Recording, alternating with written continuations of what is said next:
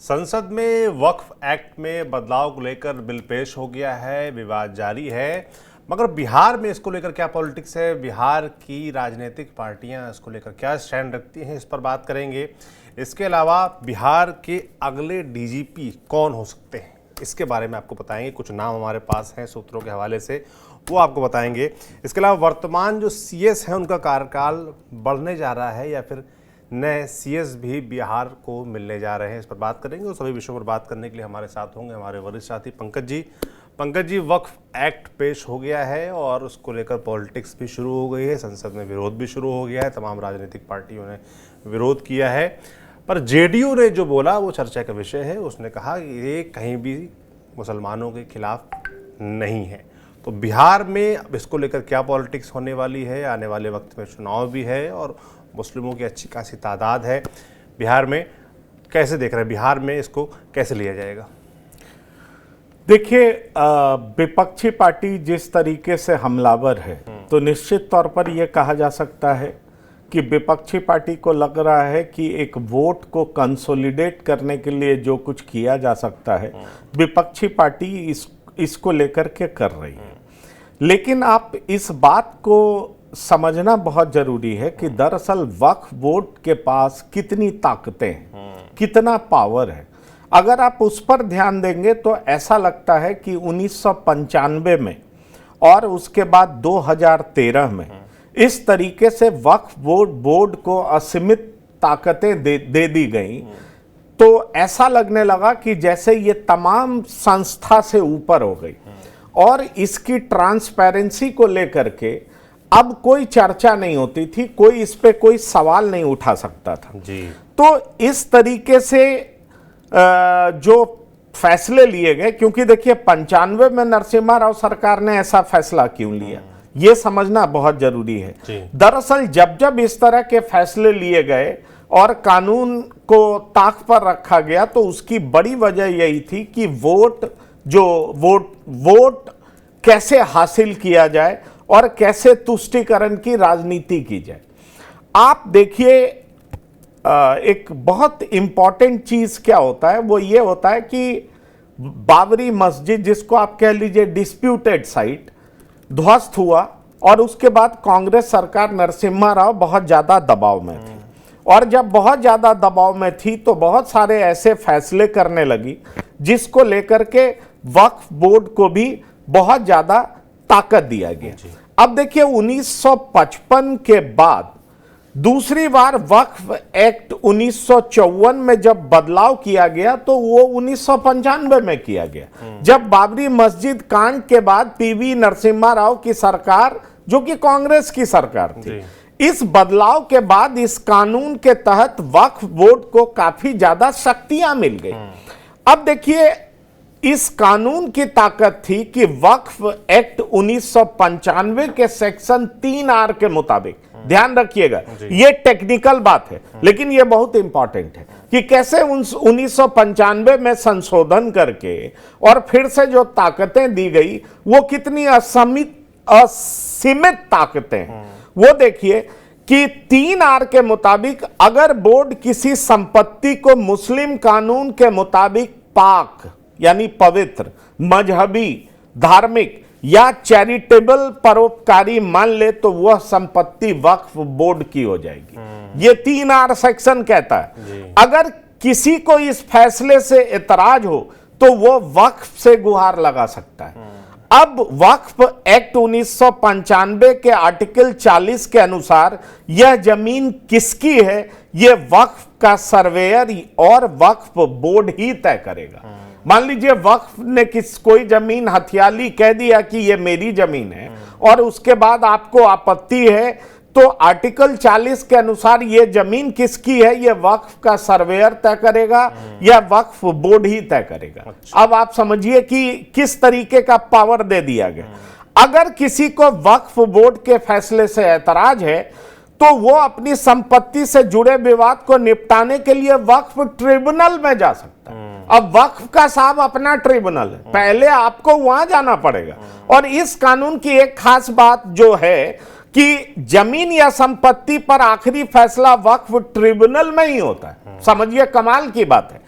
इस कानून के सेक्शन 85 के मुताबिक वक्फ ट्रिब्यूनल के फैसले को सिविल, राजस्व या अन्य अदालतों में चुनौती नहीं दी जा सकती। अब आप समझिए कि इस तरह का पावर अगर किसी को दे दिया जाता है तो किस तरह की स्थिति होगी। यही नहीं हुआ, 2013 में यूपीए की सरकार आई और यूपीए की सरकार आई तो वक्फ बोर्ड के कानून में इस तरह का परिवर्तन कर दिया गया कि और ज्यादा ताकत दे दिया गया। अब इसमें क्या हुआ कि वक्फ संपत्तियों की निगरानी के लिए ज्योग्राफिक इंफॉर्मेशन सिस्टम मैपिंग की व्यवस्था की गई ताकि सही रिकॉर्ड रखा जा सके और बोर्ड पर किसी तरह का दबाव या हस्तक्षेप नहीं हो सके। अब एक सवाल बार बार उठता है, लोग उठाते हैं कि क्या वक्फ से जुड़े मामले को सुप्रीम कोर्ट या हाई कोर्ट में चुनौती दे सकते हैं या नहीं दे सकते हैं, क्योंकि ये इस तरह की बात बहुत ज्यादा चलती है। तो देखिए, एक बात मैं आपको बहुत साफ कर दूं कि कई लोगों से मेरी बात हुई, सुप्रीम कोर्ट के लॉयर से बात हुई, हाई कोर्ट के लॉयर से बात हुई, तो उनका एक बात बहुत साफ कहना था कि पहले अगर आपको किसी संपत्ति को लेकर के किसी की असहमति है तो वो सिविल कोर्ट पहले नहीं जा सकता, उसको वक्फ ट्रिब्यूनल में ही जाना पड़ेगा। किसी हिंदू या गैर मुस्लिम की संपत्ति को वक्फ की संपत्ति घोषित कर दी जा सकती है। और यह बात जान लीजिए कि वक्फ कानून के तहत ट्रिब्यूनल के पास अपनी बात रखनी पड़ती है। मतलब आप कहां जाइएगा, वक्फ ट्रिब्यूनल के पास जाइएगा और कहीं नहीं जा सकते हैं। इसीलिए इतना ज्यादा अधिकार और ताकत इनको मिल गया है, जिसको लेकर के कई कानूनविद ये सवाल उठाने लगे कि यह संविधान सम्मत नहीं है। अब समझ लीजिए कि 40,000 से ज्यादा वर्तमान मामलों का सिविल कोर्ट में निपटारा होगा अगर यह संशोधन हो जाता है, बिल पास हो जाता है। तो आप समझ लीजिए कि किस तरीके से ये लोगों को फायदा पहुंचा सकता। नहीं तो पहले क्या होता था कि उसने अपना संपत्ति डिक्लेयर कर दिया, मान लीजिए वक्फ ने आपकी संपत्ति को डिक्लेयर कर दिया कि ये मेरी संपत्ति है, तो वक्फ को साबित नहीं करना है कि वो मेरी संपत्ति है, आप साबित करिए कि कैसे उनकी संपत्ति नहीं। ये दोनों का फर्क आप समझ सकते हैं कि किस तरह का फर्क है। और इसलिए मैं आपसे कह रहा हूं कि 40,000 मामले कोर्ट में इसका निपटारा किया जा सकता है। यह एक बहुत बड़ी बात है। और जो नई कानून व्यवस्था होगी उसके हिसाब से ये जो विवाद होगा, वक्फ का विवाद, उस विवाद के जरिए आप देखेंगे कि हाई कोर्ट और सुप्रीम कोर्ट में अपील करने के अलावा रिट याचिका भी दायर हो सकेगा। ठीक है, लेकिन अब कई तरफ से दलील दी जाती है कि ऐसा नहीं है, वक्फ से जुड़े मामले को सुप्रीम कोर्ट और हाई कोर्ट में चुनौती नहीं दिया गया है। चुनौती दिया गया है, लेकिन आपको पहले वक्फ ट्रिब्यूनल में तो जाना पड़ता है। उस ट्रिब्यूनल में कौन कौन लोग बैठे हुए हैं, सर्वेयर किसका होता है, कौन, आपने किस तरीके से डिक्लेयर कर दिया, आपको कागज पेपर दिखाने की जरूरत नहीं होती है। आपने जो संपत्ति अपनी मान ली वो किसी मजिस्ट्रेट के पास उसके सत्यापन की जरूरत नहीं होती है। ये बात किसी और रिलीजन के मठ, मंदिर और तमाम चीजों के लिए एप्लीकेबल तो है नहीं, तो फिर आपके लिए अलग से क्यों एप्लीकेबल है? आप भी इसी देश के नागरिक हैं, आपको भी समान जो है ताकत मिलना चाहिए, समान अधिकार मिलना चाहिए, फिर अलग अधिकार क्यों मिलना चाहिए? अब आपने एक बहुत महत्वपूर्ण सवाल किया कि जेडीयू ने क्या स्टैंड रखा। तो जेडीयू ने बहुत साफ स्टैंड रखा और जेडीयू ने काफी प्रैग्मेटिक अप्रोच दिखाया कोर्ट में, वो माफ करिएगा संसद में। जेडीयू ने कहा कि संस्था और मंदिर या मस्जिद में अंतर होता है। किसी संस्था में ट्रांसपेरेंसी लाने के लिए अगर कोई संशोधन लाया जाता है तो वो किसी धर्म के खिलाफ नहीं। अब यह भी बात उठने लगी है कि वक्फ बोर्ड की जो कुल संपत्ति सेना और रेल के बाद अगर किसी के पास सबसे ज्यादा संपत्ति है तो वक्फ बोर्ड के पास संपत्ति है। अब यह सोचना बड़ा दिलचस्प होगा कि वक्फ बोर्ड के पास इतनी संपत्ति आई कहां से।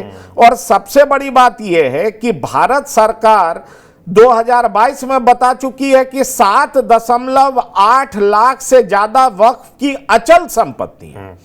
और समझ लीजिए, और 2009 के बाद वक्फ की संपत्तियों में दोगुने का इजाफा हुआ। दोगुने का इजाफा 2009 के बाद कैसे हो गया, यह बड़ा इंपॉर्टेंट है, क्योंकि 1995 का जो संशोधन नरसिम्हा राव सरकार के बाद हुआ और उसके बाद फिर 2013 में बहुत ज्यादा ताकतें दी गई, उसके बाद क्या हुआ। तो इसलिए मैं आपसे कह रहा हूं कि यह बात बहुत चर्चा में आने लगी कि आखिरकार इतनी असीमित ताकतों के जरिए, और वो भी वक्फ बोर्ड में कुछ लोग बैठे हुए हैं जो कि असीमित ताकत, जो कह लीजिए कि इतनी ज्यादा ताकतों को एंजॉय कर रहे हैं कि वो अबव द लॉ दिखने लगे।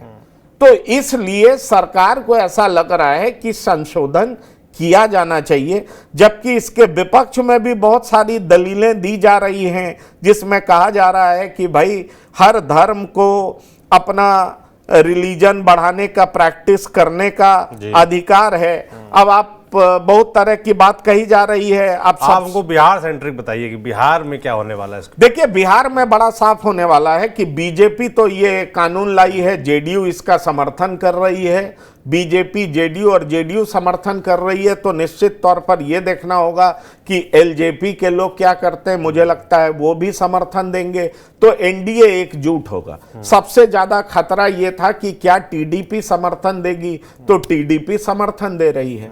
इसलिए बिहार में जिस तरीके से यह समझाने की कोशिश की जा रही है कि वक्फ बोर्ड की संपत्ति का असली मजा तो कुछ लोग ले रहे थे, यह गरीबों के हक में नहीं था, इसलिए लोगों का पीठ ठोका जाना चाहिए, सरकार का पीठ ठोका जाना चाहिए, सरकार को शाबाशी देनी चाहिए।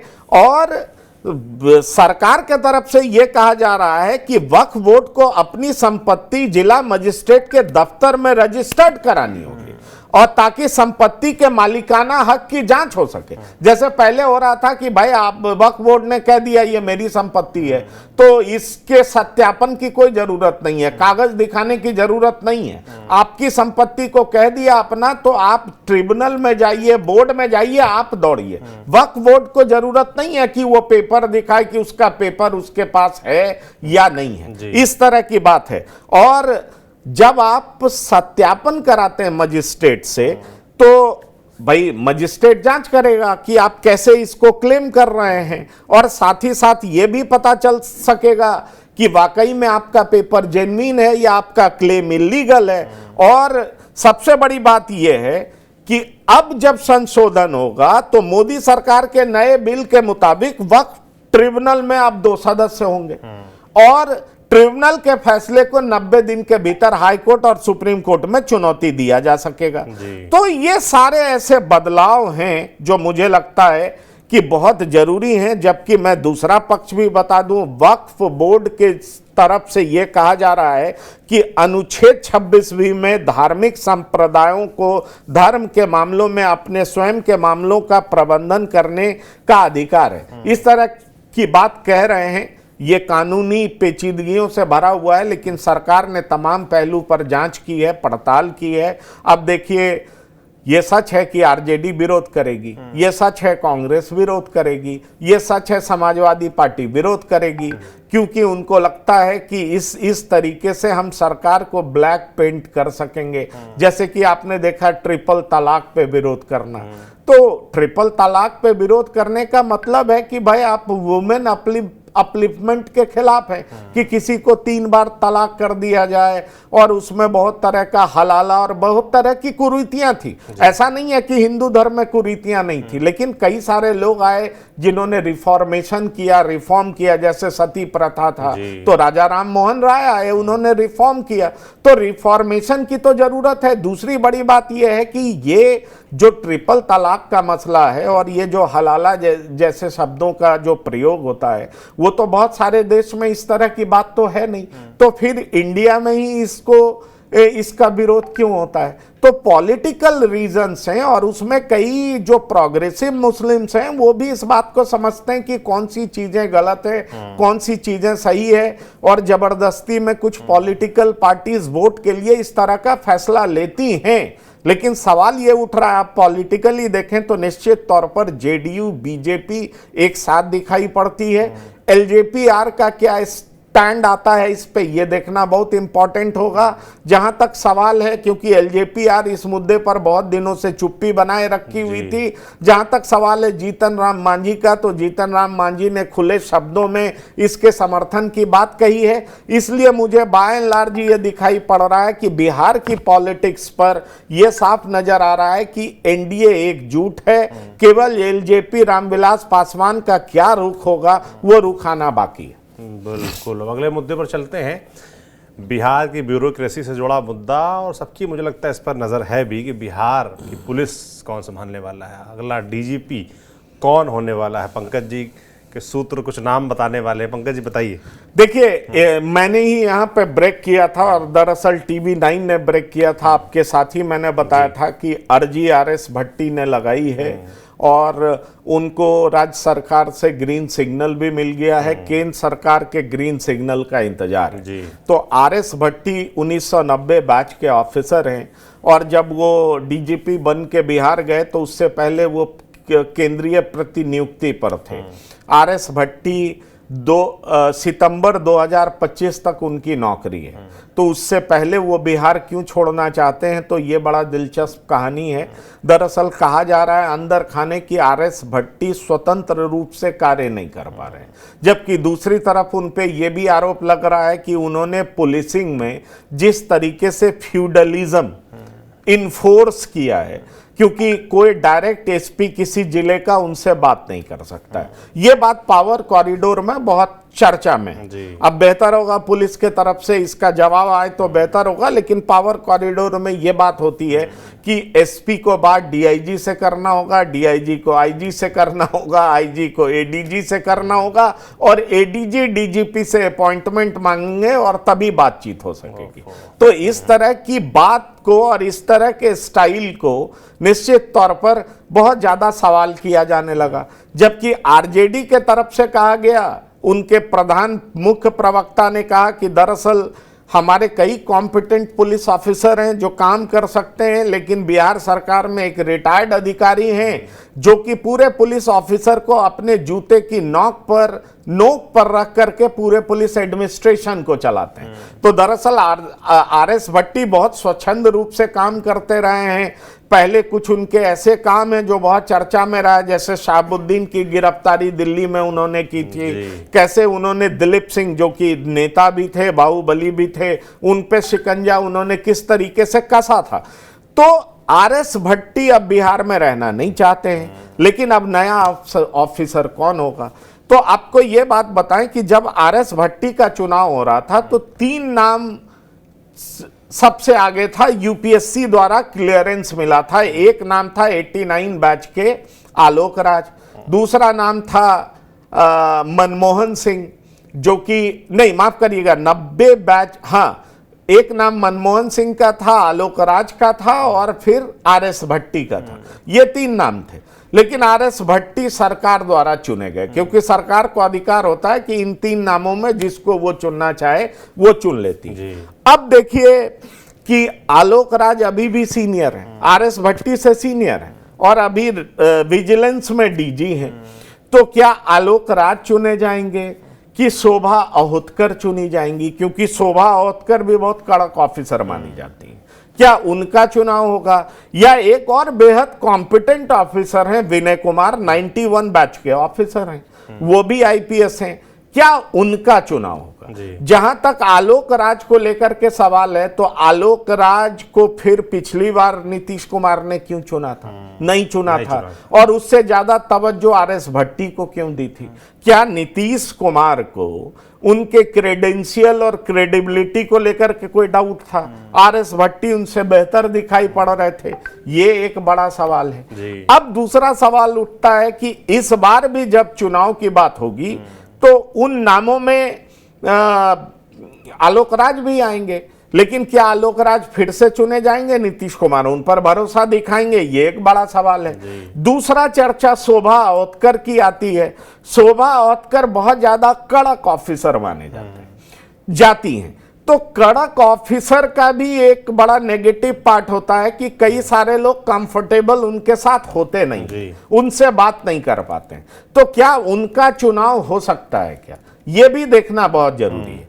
तीसरे अधिकारी विनय कुमार हैं, जो कि कड़क भी हैं लेकिन एक्सेसिबल भी हैं। कोई भी लोग उनको फोन कर सकता है, कोई भी उनसे बात कर सकता है, किसी से भी वो बात करते हैं, लेकिन फैसले कड़क लेते हैं। ईमानदार ऑफिसर में उनकी गिनती होती है। इसलिए ये जो एक फैक्टर है वो विनय कुमार के तरफ मामले को ज्यादा ले जाता है। लेकिन सवाल ये है कि तमाम फैक्टर्स के बावजूद जो प्रदेश का मुखिया होता है उसका कॉन्फिडेंस किस पे सबसे ज्यादा होता है, यह देखना बहुत जरूरी होता है। क्योंकि एक ऑफिसर और हैं जिनका मैं नाम नहीं लूंगा, वो लालू प्रसाद की बहुत करीबी मानी जाती थी। तो लालू प्रसाद की करीबी मानी जाती थी और पिछले 20 साल से वो संटी हैं। तो क्या उनको नीतीश कुमार चुनेंगे, इस पे मुझे डाउट है। तो इसलिए ये 3 नाम फिर से आगे आएंगे और इन 3 नामों में एक को चुनना होगा। और इसमें एक किसको नीतीश चुनेंगे, किसको डीजीपी बनाएंगे, यह देखना बहुत जरूरी होगा। क्योंकि अभी के टाइम में यह भी कहना बहुत मुनासिब होगा कि अभी के टाइम में नीतीश केवल अकेले फैसला नहीं लेंगे। उनके इर्द गिर्द के जो सिपह सलार, चाहे वो संजय झा हो, चाहे वो विजय चौधरी हो, अशोक चौधरी हो, और साथ में 2 अधिकारी हो, वो भी फैसला करेंगे कि आखिरकार किसको डीजीपी बनाया जाना चाहिए। बिल्कुल, सरकार ही तय करेगी अंततः। नाम तो आपने कई सारे गिना दिए। अब चीफ सेक्रेटरी की बात कर लेते हैं, उनका कार्यकाल भी बढ़ रहा है या फिर वहां भी कोई नया नाम आने वाला है? देखिए, चीफ सेक्रेटरी को लेकर के भी बहुत तरह की बातें हो रही है, ये मैं आपको बता दूं। और 5 नाम हैं जिनकी चर्चा बहुत ज्यादा हो रही है। अगर आप देखें तो 90 बैच के पाठक, तो के पाठक को क्या चीफ सेक्रेटरी बनाया जा सकता है? क्योंकि के पाठक कई बार इस तरह के फैसले लेते हैं, और खास तौर पर जब शिक्षा विभाग के अपर मुख्य सचिव थे तो उन्होंने जिस तरह के फैसले लिए, अंत में सरकार को उनको हटाना ही पड़ा और उनके फैसले को बदलना पड़ा। आपको याद होगा, इतनी गर्मी थी, बच्चे फेंट कर रहे थे, और उसके बाद के पाठक अपने फैसले पर अडिग थे। तो चीफ सेक्रेटरी को उनके फैसले को बदलना पड़ा था। जो ब्रजेश मेहरोत्रा साहब अभी चीफ सेक्रेटरी हैं। अब सवाल उठता है कि के पाठक जैसे ऑफिसर को कोई सरकार बर्दाश्त नहीं करेगी, इस बात को आप जान लीजिए। क्योंकि जब सीएस का पद या डीजीपी का पद कोई भी सरकार अपने विश्वस्त सिपह सलार को देना चाहती है, जिसका इमेज भी ठीक हो और साथ ही साथ जिससे सरकार का ट्यूनिंग भी ठीक हो, सरकार का विश्वस्त भी हो, तो मैं तो उनके नाम को, मुझे बहुत डाउट है। ऐसे उनके नाम की भी चर्चा है, पर मुझे डाउट है। अब आ जाइए कि और दूसरे कौन हो सकते हैं। तो एक चैतन्य प्रसाद सीनियर होते हैं, तो क्या चैतन्य प्रसाद हो सकते हैं, ये भी एक बड़ी बात है। जबकि चैतन्य प्रसाद को लेकर के भी बहुत तरह की बातें उठ रही हैं, ये बात आप जान लीजिए। तो सवाल ये उठता है, क्योंकि कहा जाता है कि बिहार ब्यूरोक्रेसी को एक जाति पूरे तरीके से गवर्न कर रही। अब मैं उस जाति का नाम लेना नहीं चाहूंगा, लेकिन यह चर्चा बहुत तेज है कि किस तरीके से एक जाति के लोग उसको गवर्न कर रहे हैं और वो पूरे तरीके से हावी हैं। तो मुझे लगता है कि नीतीश कुमार ब्यूरोक्रेसी में भी संतुलन चाहेंगे। वो इस तरीके से नहीं देखेंगे कि एक ही जाति बहुत इंपॉर्टेंट पद पर है। तो इस संतुलन के कारण वो किसको दे सकते हैं, ये भी देखना होगा। फिर उसके बाद सीनियरिटी लेवल पे आते हैं, वो हैं डॉक्टर एस सिद्धार्थ, जो अपर मुख्य सचिव हैं। आए दिन वो भी चर्चा में रहते हैं। शिक्षा विभाग के अपर मुख्य सचिव हैं, वो लोगों के बीच जाते हैं, स्ट्रीट फूड खाते हैं, लोगों से चर्चा करते हैं, बात करते हैं, इंटरैक्ट करते हैं। कई लोग उनको पहचान भी लेते हैं। खास तौर पर इससे पहले वो होम सेक्रेटरी थे, तो शायद आम लोगों के बीच उनका चेहरा इतना पॉपुलर नहीं था, लेकिन अब उनका चेहरा बहुत पॉपुलर है। तो अब सवाल उठता, और साथ ही साथ वो मुख्यमंत्री के प्रधान सचिव भी हैं, ये भी ध्यान रखने वाली बात। तो क्या इन दोनों को सुपरसीड करके डॉक्टर एस सिद्धार्थ भी चीफ सेक्रेटरी हो सकते हैं क्या?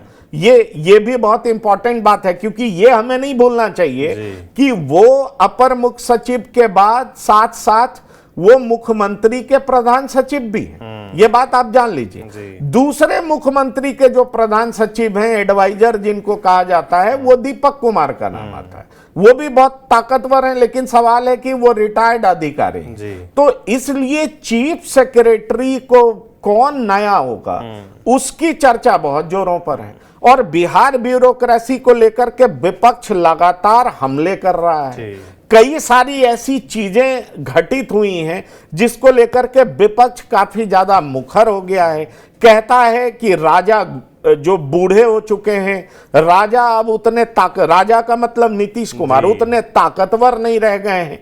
पिछले इस आप बरसात ऋतु में देखें तो 13 से ज्यादा पुलें ध्वस्त हो गई हैं। तो आखिरकार वो कौन लोग थे जिनके नेतृत्व में ये पुल बना था, और वो कौन से अधिकारी थे जिसको लेकर के विपक्ष बार बार इशारा कर रहा है। तो ये सारी चीजें जब आप देखेंगे तो मुझे लगता है कि निश्चित तौर पर जेडीयू भी इस बारे में जरूर सोचना चाहेगी और नीतीश कुमार भी इस बारे में जरूर सोचना चाहेंगे कि आखिरकार कौन अधिकारी है जो कंपैरेटिवली जिसका इमेज बहुत साफ है और सरकार का विश्वस्त भी है। ये देखना बहुत, क्योंकि इसमें प्रत्यय अमृत का भी नाम आता है। प्रत्यय अमृत प्रधान सचिव नहीं है मुख्यमंत्री के, पर डॉक्टर सिद्धार्थ मुख्यमंत्री के प्रधान सचिव हैं। और डॉक्टर सिद्धार्थ आप ये जान लीजिए आईआईटी हैं, एमबीए हैं, प्लेन उड़ाना भी जानते हैं, दलित जाति से भी आते हैं। तो आप समझ लीजिए कि मुख्यमंत्री चुनाव से पहले क्या इस तरह के फैसले लेते हैं जिसका मैसेज दूरगामी हो, जो चुनाव में उनको फायदे भी दे सके, बेहतर एडमिनिस्ट्रेशन गवर्न करने की जिसमें ताकत हो। तो ये सारी बातें हो सकती है। इसलिए इन तमाम नामों की चर्चा है। फाइनली मुख्यमंत्री को सोचना होगा, और मुझे लगता है कि बीजेपी का भी कुछ से होगा, क्योंकि बीजेपी के समर्थन से सरकार चल रही है, बीजेपी बड़ी पार्टनर है, लेकिन बीजेपी का कुछ से होगा। मुझे लगता है अभी भी जो फैसले नीतीश कुमार लेंगे वही सर्वोपरि होगा। अब ये देखना दिलचस्प होगा कि सीएस कौन बनते हैं। लेकिन एक चर्चा बहुत तेजी से ये भी आ रही है कि इन तमाम चीजों को दरकिनार करने के लिए हो सकता है कि 3 महीने का एक्सटेंशन वर्तमान सीएस को दे दिया जाए, जो कि ब्रजेश मेहरोत्रा है। तो उनको एक्सटेंशन मिलता है तो 3 महीने के लिए और टलेगा। तो देखिए आगे क्या होता है, ये देखना दिलचस्प होगा। लेकिन बिहार के पावर कॉरिडोर में, ब्यूरोक्रेसी में इस बात पर सबकी नजरें टिकी हुई है कि अगला डीजीपी कौन होगा और अगला चीफ सेक्रेटरी कौन होगा। और इसका पुख्ता तौर पर जवाब जो है नीतीश कुमार के अलावा कोई और नहीं दे सकता। तमाम लोग गेस ही कर रहे हैं, तमाम लोग चीजों को अपने तरीके से रख रहे हैं, लेकिन दरअसल नीतीश कुमार क्या फैसला करेंगे ये बहुत इंपॉर्टेंट। बिल्कुल, अंतिम फैसला तो मुख्यमंत्री को ही लेना है कि अगला डीजीपी बिहार का कौन होगा और अगला मुख्य सचिव कौन होगा बिहार का। यानी कि सरकार चलाने में कौन अधिकारी मदद करने वाले हैं, ये बिल्कुल देखना दिलचस्प होगा। बिहार के लोग जानना भी चाहते हैं। तमाम नाम पंकज जी ने बताए। हमारी नज़र लगातार इस पर बनी रहेगी। जो भी अपडेट आता है आप तक हम जरूर पहुंचाएंगे। आप देखते रहिए TV9 बिहार झारखंड। शुक्रिया।